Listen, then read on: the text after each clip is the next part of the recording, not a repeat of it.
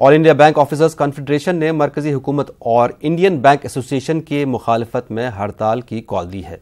आपको बता दें कि 11वीं पे स्केल को बिला शर्त लागू करने के मुतालबे को लेकर हड़ताल की जा रही है।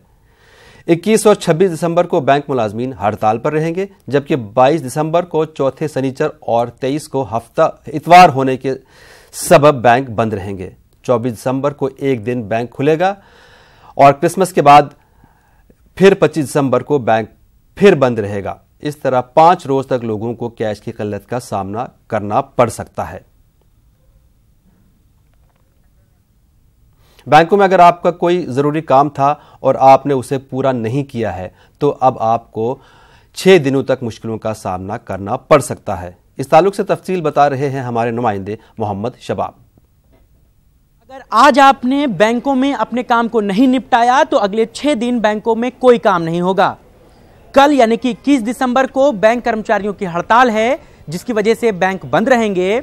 22 और 23 दिसंबर को शनिवार और रविवार की छुट्टी है। 24 दिसंबर को बैंक खुलेंगे जरूर, लेकिन मुमकिन है कि वहां पर सार्वजनिक कार्य उतनी तेजी से नहीं होंगे।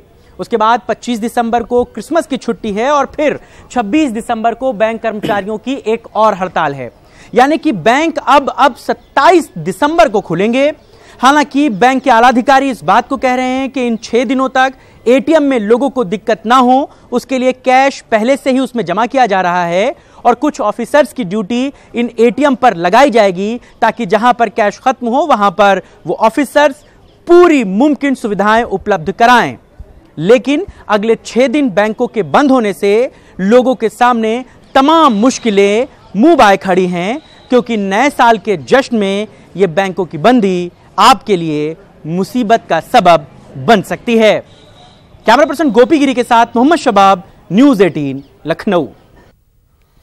हुकूमत ने रवां माली साल में निजी शोबा के बैंकों के दोबारा सरमायाकारी के लिए तय रकम 65,000 करोड़ रुपए से बढ़ाकर 1,26,000 रुपए करने की तजवीज़ पेश की है। इसके लिए रवां माली साल की बकिया रकम में शेयर से 41,000 करोड़ रुपए जमा किए जाएंगे।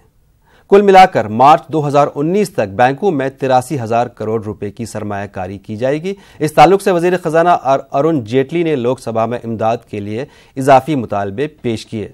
बैंकों की कर्ज देने की सलाहियत बढ़ेगी और कुछ बैंकों को PCA से बाहर निकलने में भी मदद मिलेगी।